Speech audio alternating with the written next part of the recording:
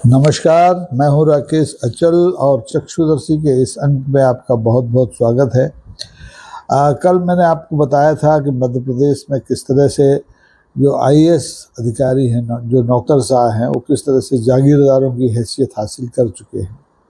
कल मैंने आईएएसों की बात की थी, आज मैं आपको मध्य प्रदेश के आईपीएस अधिकारियों की, ईमानदार आईपीएस अधिकारियों की संपत्ति का कुछ डिटेल देना चाहूँगा। आप चौंक भी सकते हैं और ना भी चौंके तो कोई ख़ास बात नहीं, क्योंकि मध्य प्रदेश बड़ा इस मामले में उपजाऊ प्रदेश है कि यहाँ चाहे नौकरशाही में आदमी आईपीएस हो, चाहे आईएएस हो, चाहे आईआरएस हो, चाहे आईईएस हो, उसको पैसे की कोई कमी नहीं होती है।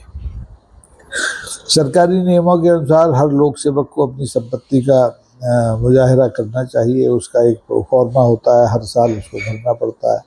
बहुत से अधिकारी इतनी मोटी चमड़ी के होते हैं कि वो अपनी आय के बारे में, अपनी संपत्ति के बारे में सरकार को बताते नहीं हैं, लेकिन बहुत से लोग हैं जो बताते हैं, लेकिन उनकी संपत्ति चूँकि सरकार के पास जाती है या डिटेल सरकार के पास जाती है तो जनता को मिल नहीं पाता सब। लेकिन फिर भी हमारे देश के नंबर 1 के अखबार हैं, बहुत से अखबार हैं जो इस तरह की जानकारियों को जनता के सामने लाते हैं।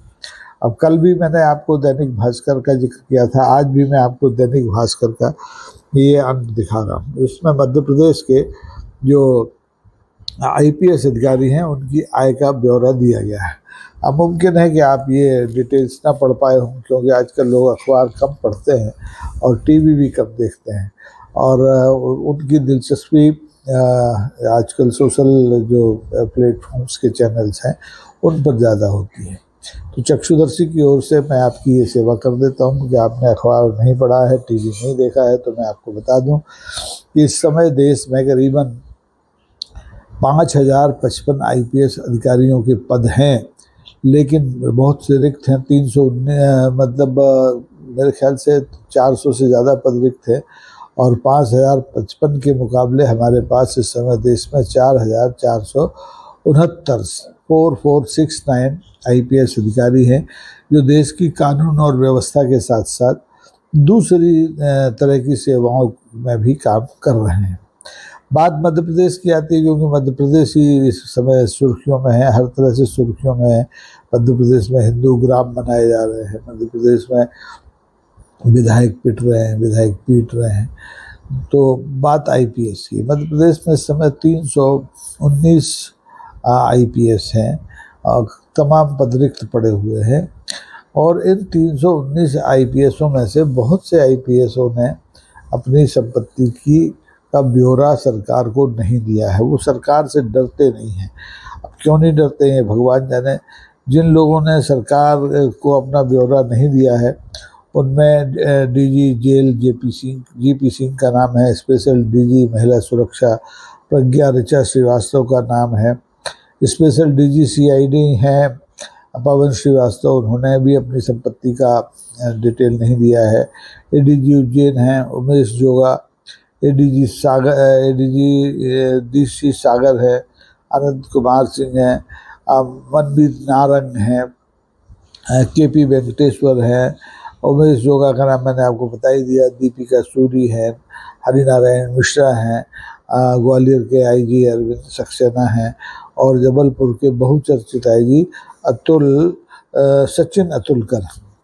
लेकिन जिन लोगों ने ईमानदारी से अपनी संपत्ति का ब्यौरा सरकार को दिया है उनमें स्पेशल डीजी हैं वरुण कपूर साहब। वरुण कपूर साहब बड़े कलात्मक रुचि के आईपीएस अधिकारी हैं, और उनकी जो संपत्ति है, नंबर 1 की संपत्ति है, वो 10 साढ़े 10 11 करोड़ की है। उनके हिसाब से 10 करोड़ 50 लाख की है। इस संपत्ति में उनका अरेरा कॉलोनी का एक पैतृक मकान है। अच्छे खासे परिवार से वो आते हैं, 10,000 फीट में उनका ये मकान बना हुआ है, तो करीबन 8 करोड़ का तो यही हो जाता है। तो इस हिसाब से फिर अगर वरुण साहब ने अपनी कमाई से कुछ खरीदा तो इंदौर में संपदा हिल्स बिचौली पर एक अपने लिए उन्होंने मकान खरीदा, श्यामला हिल में उनके माँ ने उनके लिए मकान खरीदा, और देपालपुर में उन्होंने कुछ कृषि भूमि भी खरीदी। राऊ में पत्नी के साथ उन्होंने 1 करोड़ 30 लाख का भी एक प्लॉट खरीदा। और हॉलीडे होम्स में भी उन्होंने एक प्लॉट खरीद रखा है। अब एक अधिकारी इतनी संपत्ति क्यों जोड़ के रखता है, ये तो वही जाने या भगवान जाने। मध्य प्रदेश के एक चर्चित और बड़े शांत स्वभाव के स्पेशल डीजी हैं अजय कुमार शर्मा। अजय कुमार शर्मा साहब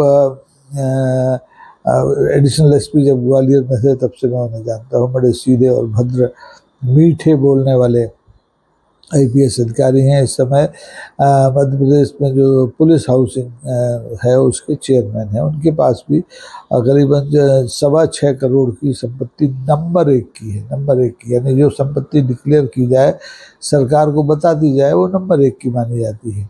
अब उनकी संपत्ति का डिटेल अगर आप देखना चाहें तो उनके पास दिल्ली में जो CGAHS सोसाइटी है उसमें एक अच्छा प्लॉट है, उसकी कीमत करीब 2 करोड़ होगी। और भोपाल में बावड़िया कला में उनके पास दीपक सोसाइटी में प्लॉट है। उनके पिता ने फंदा में उनको एक कृषि भूमि दी हुई है।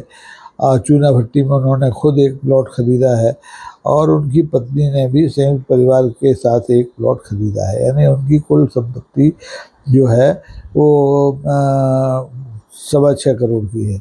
अब आप देखिए कि इतनी संपत्ति से अगर वरुण कपूर साहब सालाना 6.5 लाख रुपए कमा लेते हैं और अजय कुमार शर्मा साहब जो है वो 5.5 लाख रुपए सालाना कमा लेते हैं। एक हैं जयदीप प्रसाद साहब, ये किसी ज़माने में ग्वालियर में पदस्थ थे। डकैती उन्मूलन में इन्होंने बड़ा विशेष कार्य किया था, लेकिन ये अलग अलग तरह से चर्चित भी रहे हैं। ये SCRB में थे, ADG हैं अभी। इसके पहले ये लोकायुक्त संगठन में थे। और मध्य प्रदेश में जब सौरभ शर्मा का कांड हुआ जिसके घर से 52 किलो सोना पकड़ा गया, परिवहन का एक पूर्व कर्मचारी था, उस घटना के बाद इन्हें उस पद से हटा दिया गया। इनकी संपत्ति भी करोड़ों में है। ये कम से कम 6 करोड़ की संपत्ति के मालिक हैं और इस 6 करोड़ की संपत्ति से ये सबसे ज़्यादा 77 लाख रुपए साल कमा लेते हैं। बाकी लोग तो 5-6 लाख ही कमा पाते हैं। ये झारखंड के रहने वाले हैं।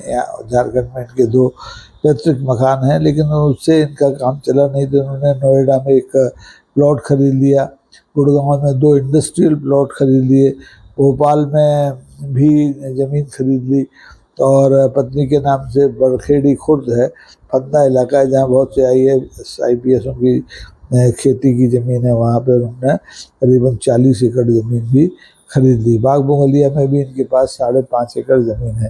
यानी ये अच्छे खासे किसान भी हैं। इसी तरह से आप देखें तो ADG DP गुप्ता हैं, जो हाल में ही परिवहन आयुक्त पद से हटाए गए, बीमार रहते हैं आजकल। इनके पास भी करीबन 6 करोड़ की 5 करोड़ 81 लाख रुपए की संपत्ति है। ये अपनी संपत्ति से करीबन 5.25-6 लाख रुपए साल का कमा लेते हैं। इनके पास ये रीवा के रहने वाले हैं, यहाँ इनके पैतृक गांव में इनकी ज़मीन है। भोपाल में इनकी पत्नी के नाम से एक मकान है। इंदौर में चूँकि ये रहे तो इंदौर में भी इन्होंने वहाँ पर कुछ ज़मीन खरीद ली। JP ग्रीन नोएडा में भी एक प्लॉट खरीद लिया। अरेरा कॉलोनी में भी इनके पास मकान है। यानी पर्याप्त है, जितना इन्हें चाहिए उससे कहीं ज़्यादा है। लेकिन इस हिसाब से अगर आप देखें तो हमारे प्रदेश के इस समय जो मौजूदा DG हैं कैलाश मकवाना, वो बहुत गरीब हैं। उन्होंने केवल 1.11 करोड़ की अपनी संपत्ति डिक्लेयर की है। अब इतना कम उन्होंने क्यों कमाया ये वो ही बता सकते हैं। लेकिन इसमें बहुत से लोग हैं, जैसे अभी मैंने DP गुप्ता का नाम दिया, यानी कि एक रिश्तेदार हैं रवि गुप्ता, वो भी ADG हैं। उनके पास ADG रेल हैं आजकल, उनके पास भी संपत्ति का टोटा नहीं है। उनके पास ग्वालियर में बहुत संपत्ति है। ग्वालियर में उनकी पत्नी के नाम से प्लॉट है, खुद के नाम से प्लॉट है।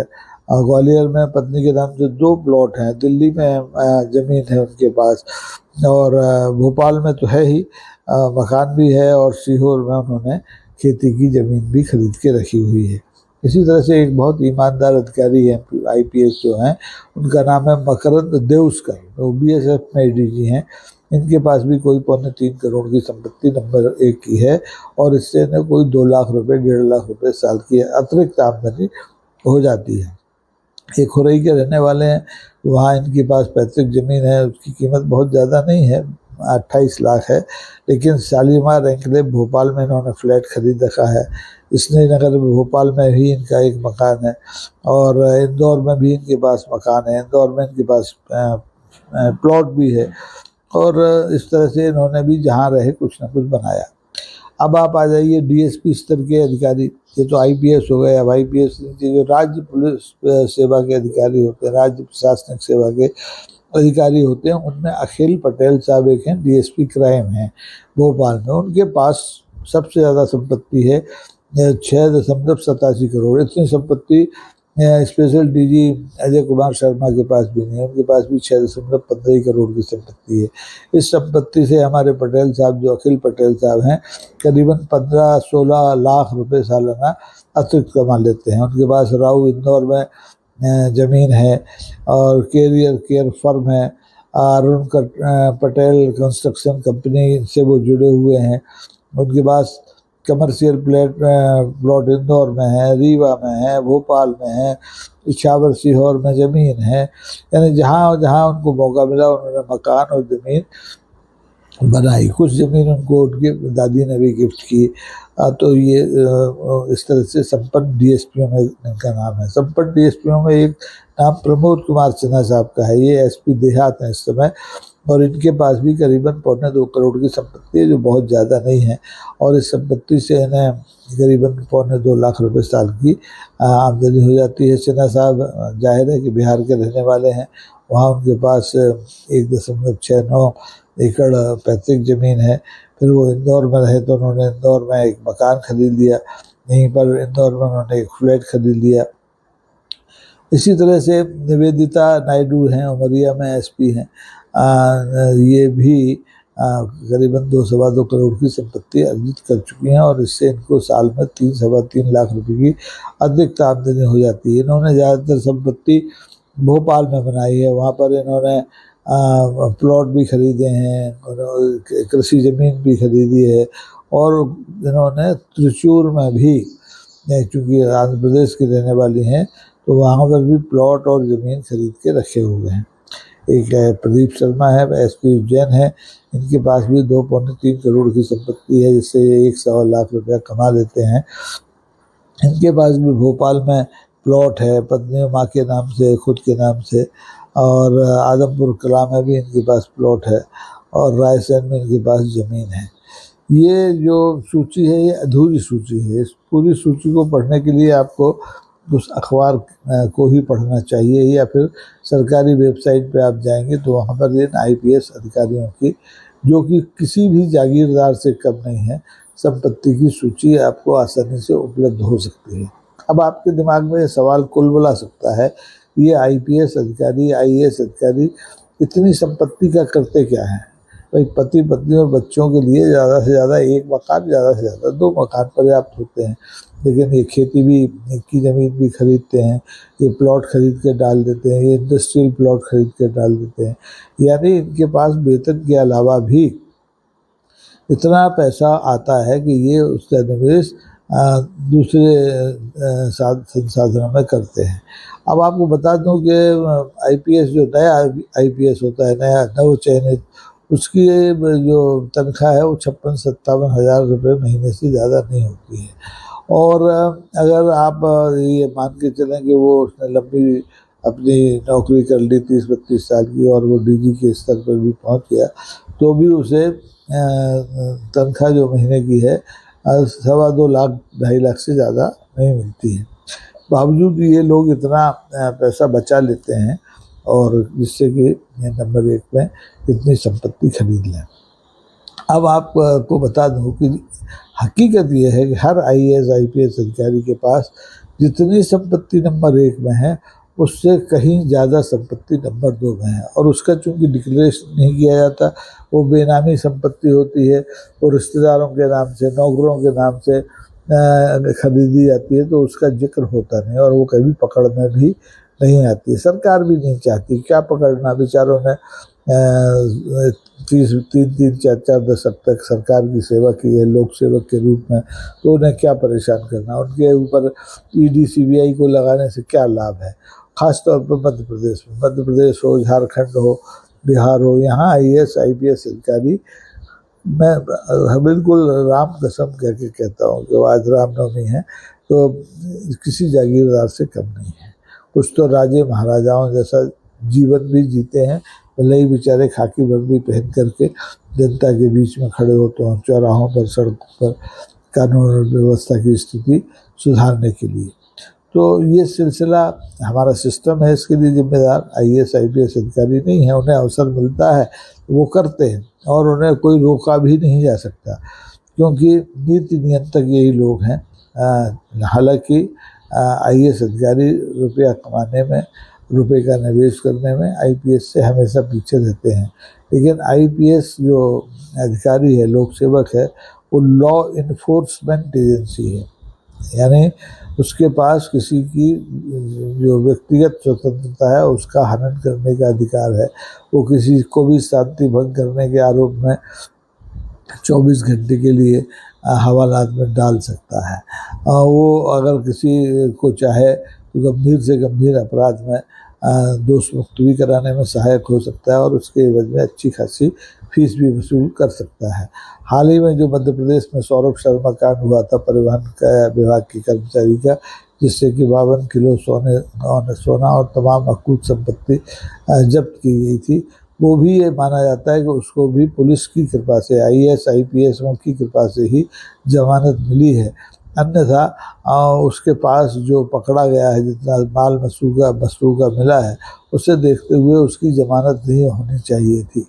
लेकिन सरकार का इशारा शायद रहा हो तो आईएएस अधिकारियों ने, आईपीएस अधिकारियों ने इस तरह से केस की संरचना की, मामला बनाया कि सौरभ शर्मा को आसानी से जमानत मिल गई।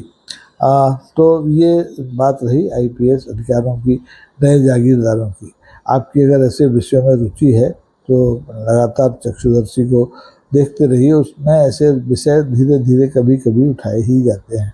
तो आपसे पुनः अनुरोध है कि आप इस चक्षुदर्शी को सब्सक्राइब जरूर करें, खुद भी करें और अपने मित्रों से भी कहें कि वो इसके साथ जुड़ें। सब्सक्रिप्शन का मेरा जो मकसद है कोई आय प्राप्त करना नहीं है। मेरा मकसद है कि हमारा जो मंच है वो और व्यापक हो, जिसमें ऐसे मुद्दों पर खुलकर बात की जा सके जो अन्यत्र आपको देखने को नहीं मिलते, अखबारों में नहीं मिलते। अभी मैं तो आपको 2 दिन से मैं अखबारों की खबर बता रहा हूँ, लेकिन अक्सर आपको याद होगा कि मैं अखबारों से हटकर खबरें और घटनाक्रम आपके सामने लाता हूँ। आज के लिए इतना ही। बहुत बहुत धन्यवाद। नमस्कार। अपना ख्याल रखिए।